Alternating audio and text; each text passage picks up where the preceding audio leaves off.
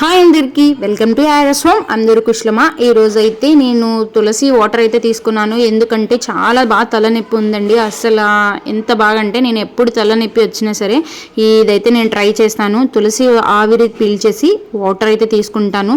అసలు ఎంత బాగా అంటే ఈవినింగ్ ఇలా 2 times చేస్తే అసలు ఎంత హెడేక్ అయినా తగ్గిపోతుంది. నాకైతే ది బెస్ట్ అనిపిస్తుందండి. ఇదైతే మీరు కూడా ట్రై చేయండి, కన్ఫామ్గా తగ్గుతుంది.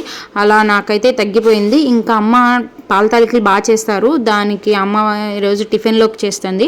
1/2 లీటర్ పాలు తీసుకుని 1/2 లీటర్ వాటర్ పోసింది. అలాగే 1/2 kg బెల్లం తీసుకుంది. ఆ రెండింటిని పొయ్యి మీద పెట్టేసింది అనమాట బెల్లం పాకం కోసం. ఇక్కడ బియ్యపిండి కలిపేటప్పుడు వీడియో క్లిప్పింగ్ అయితే మిస్ అయిందండి. బియ్యపిండి 1 కప్పు తీసుకున్నారు. దాంట్లోకి కొంచెం 2 స్పూన్ల మైదా వేసి ఆ బెల్లం పాకం దీంట్లో వేసి కలిపారనమాట తాలికలు చేయడం కోసం. దాన్ని మంచిగా కలిపేసుకొని తాలికలు ఒత్తేంతలాగా ఆ కన్సిస్టెన్సీలో చేసుకోవాలి.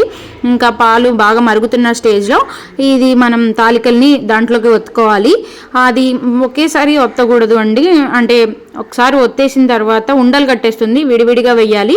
అవి పైకి తేలిన తర్వాత సెకండ్ అలా స్టెప్స్గా వేసుకోవాలి. ఒకేసారి వేసేసామంటే కింద ఉండలు కట్టేస్తుంది, విరిగిపోతాయి కూడా. కింద ఎలా తెలుస్తుందంటే అది పైకి లేస్తుంది. 1 స్టెప్ వేసినాక నేను వీడియో చూపించేలాగా పైకి వస్తుంది. ఇంకా తాలికలని వేసేసిన తర్వాత మిగిలిపోతుంది కదా పిండి, అదంతా దాన్ని థిక్గా రావడం కోసం పాల తాలికలు అవి అంతా క్లీన్ చేసేసి ఆ వాటర్ అయితే పోసేస్తారమ్మ. చాలా బాగుంటుందండి. అసలు కన్సిస్టెన్సీ కూడా పలచగా అయితే ఉండదు. ఎన్ని 1/2 లీటర్కి 1/2 లీటర్ వాటర్ అయినా పోసుకోవచ్చు. కానీ బెల్లం 1/2 kg అంటే బెల్లం వాటర్ పోసిన దాన్ని బట్టి ఎక్కువగా యాడ్ చేసుకోవాలి.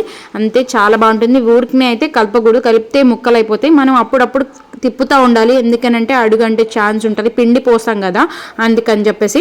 తర్వాత ఫైనల్గా అయితే బెల్లం పాకం ఉంది కదా, దాన్ని దీంట్లోకి పోసేసుకోవాలి. టేస్ట్ కొంచెం బాగుంటుందండి.